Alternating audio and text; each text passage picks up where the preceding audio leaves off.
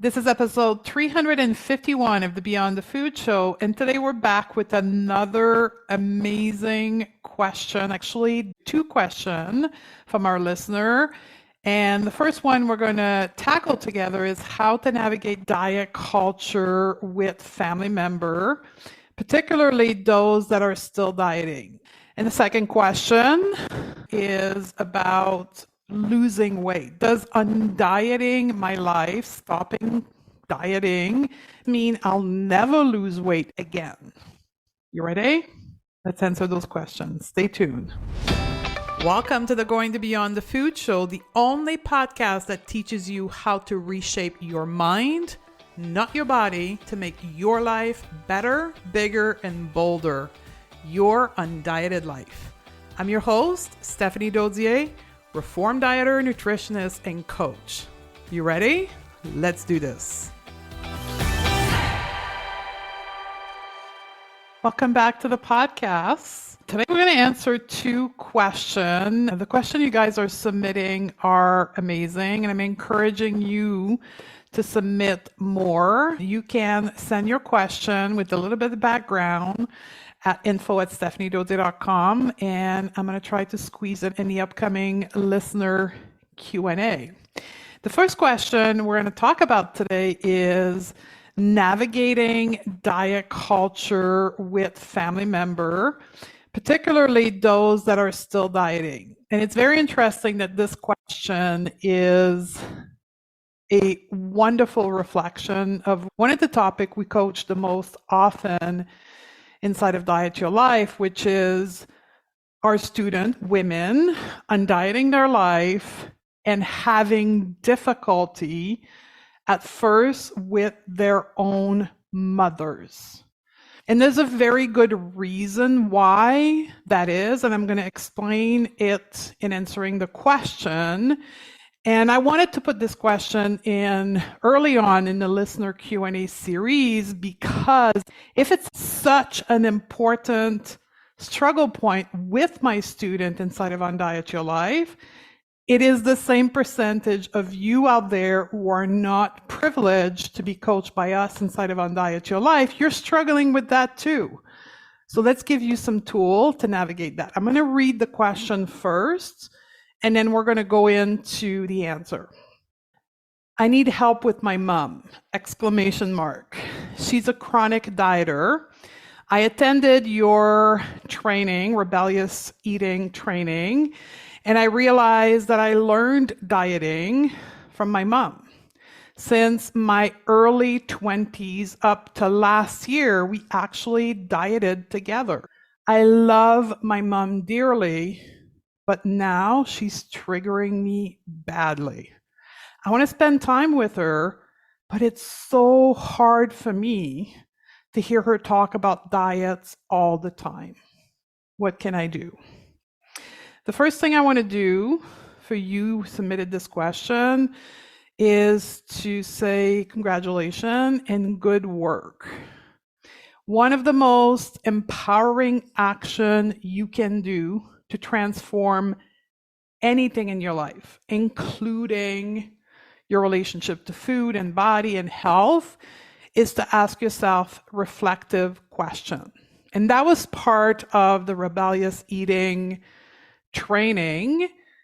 I gave you some reflective question and you clearly did the work, and you're coming here with question about the work you did, which is amazing. For those of you perhaps listening to this podcast who haven't attended the rebellious eating training, know that it's now available for you to listen with the recording. So you can go to our website, stephaniedodier.com, and right there on the homepage, you will have an option to get the recording of that training. So you clearly are reflecting and asking yourself some very good questions. And you have connected the dots. You have learned how the struggle you're currently experimenting with came to you. And the other thing I really like about the way you formulated your question is you're not blaming anyone. You're not blaming your mom. It looks like you are taking self-responsibility which, by the way, is the only way to create sustainable, permanent change in our life, is when we take responsibility for what we create in our own life. No transformation, or at least permanent transformation, will come to you when you look at other people being the cause of your problem. So you're doing that, you're taking responsibility, you're acknowledging how it happened to you without blaming, which is amazing. But you're being triggered by your mom. Although you learned dieting from your mom, she taught you dieting. She invited you to join her in dieting because she was herself at that point socialized to diet culture. She had thoughts and belief that dieting was going to change her life. What we have to remember here is that diet culture happens in our mind. Diet culture is a system of beliefs that leads us to think thoughts on the daily about dieting, about our body, about body size. So when we're looking at navigating, in your question, diet culture, we have to look within our mind to find a solution to this. And the first thing we need to acknowledge is all the other people in our life have the same thoughts we used to have about dieting. They're not thinking about dieting and diet culture, and they're not talking about it because they want to arm us or they want to create a reaction in us. They are themselves indoctrinated under the charm of diet culture. They're saying these words that trigger us because that's their reality right now.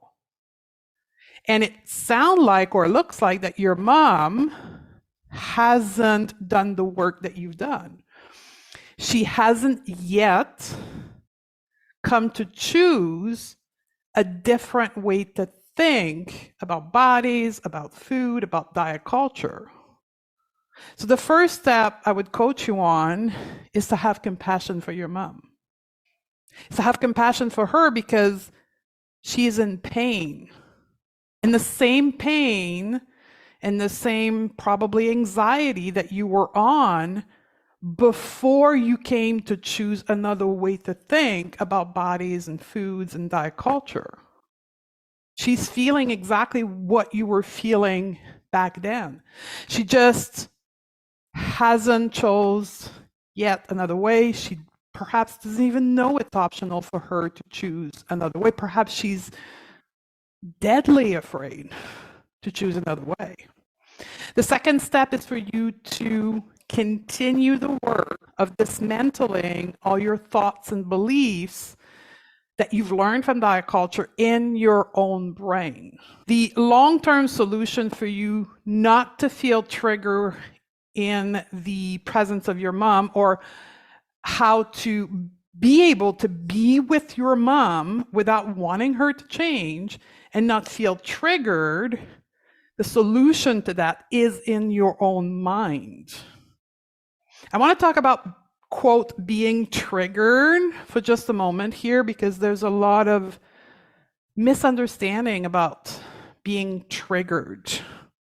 That it is with diet culture or with literally anything.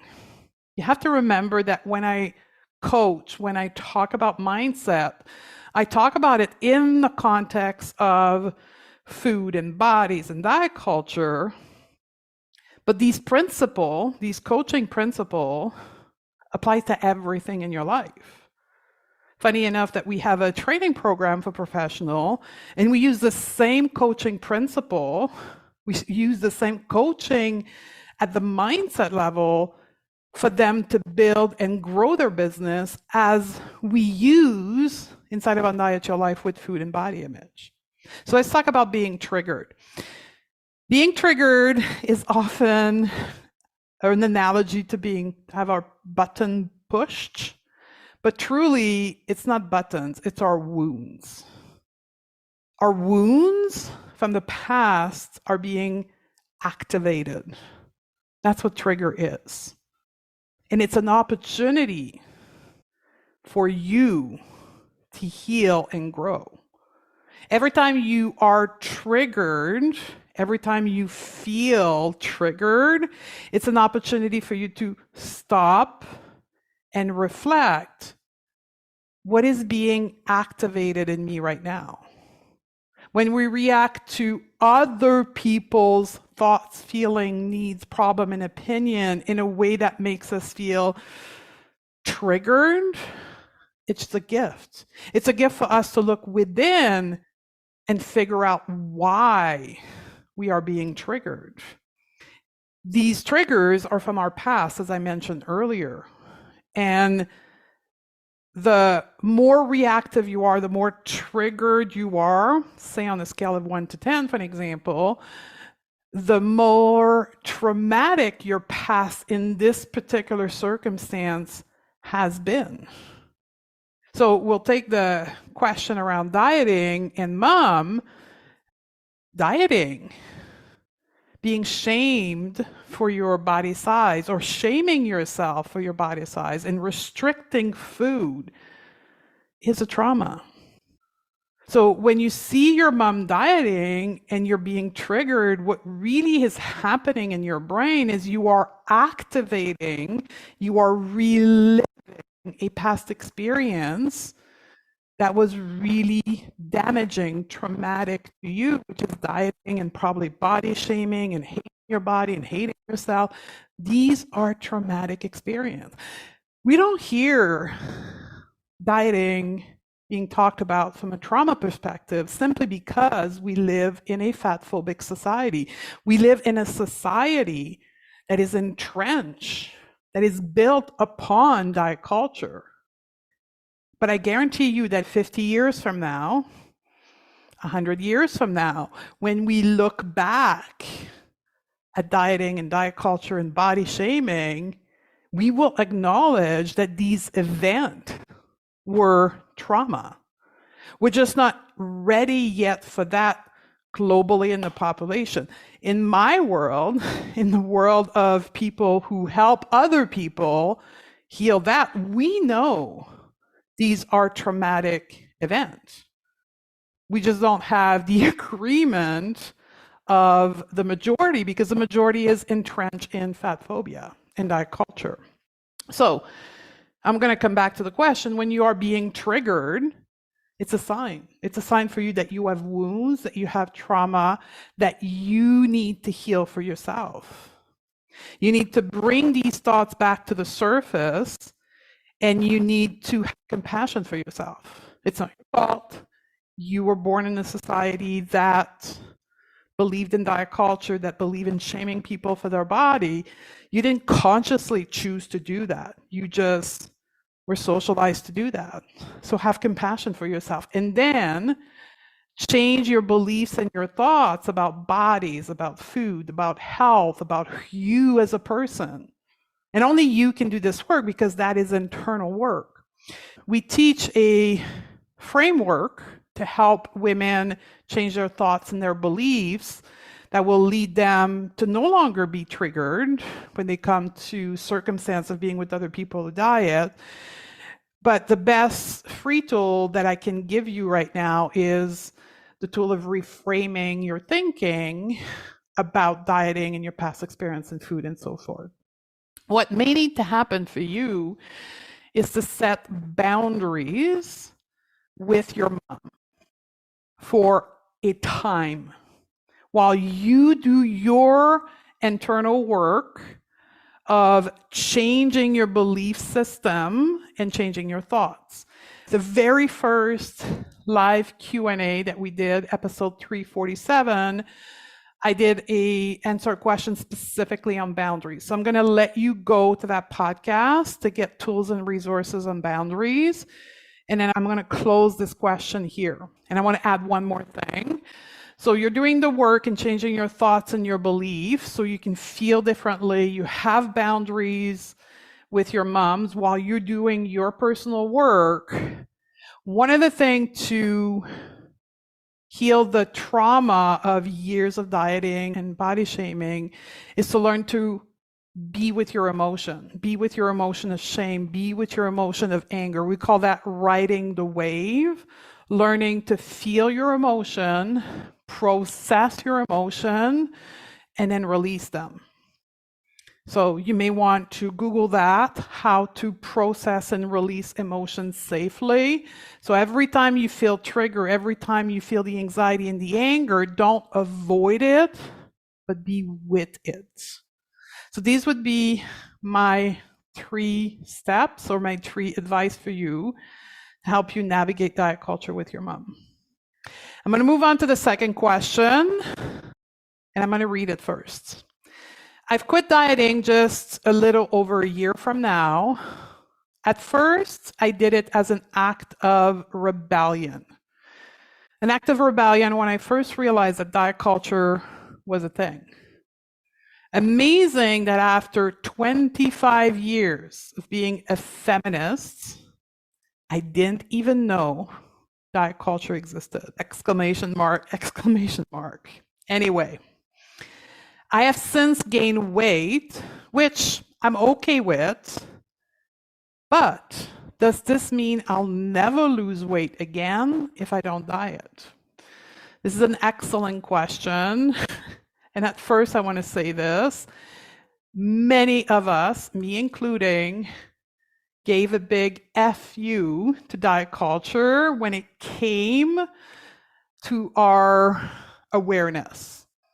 Like when somebody sat me down and explained to me what diet culture was and how it was playing with patriarchy and how it was a tool to oppress women in compliance, I just went through a massive stage of anger, massive change. And I know many of you are there. And most women enter undieting their life from that place. It's part of the journey, but it's not the whole journey. Dismantling diet culture within ourselves cannot be done from a place of anger. It has to be done from a place of compassion. So perhaps for you, that's the next stage, is learning to have compassion for yourself and for even diet culture and why it existed, in order for you to create the space, the mental space, and the emotional space within you to be able to dismantle the belief system within you. Rebelling in outwards in hope of changing the system is amazing, but that's not how we do the work within ourselves. These are kind of 2 separate sectors of work. This is what we call activism, when people dedicate time and resources to dismantling diet culture at a systemic level. But then the work still needs to be done within us, and that work cannot be done from a place of anger. So that's the place where you are in and meeting yourself with compassion. And one of the belief systems that diet culture uphold is that our body, us, cannot be trusted. Cannot be trusted with food, cannot be trusted with decision around health. We always need an authority outside of us to make decision for us. And that's it's one of the belief system we need to change, that we can trust us, ourselves, we can trust our mind, we can trust our emotion, and we can trust our physical body. We can trust the wisdom of our body. So you've gained weight. You stop restricting food. I don't know if you were over-exercising. You stop those behavior, and you experience what we call diet backlash, right? The pendulum swung the other way, and that happens to many of us. Now, what will your body decide to do with that? Is that your weight that you should be at for the rest of your life? I don't know that. You intellectually do not know that, but your wisdom inside of your body knows. And that's the work.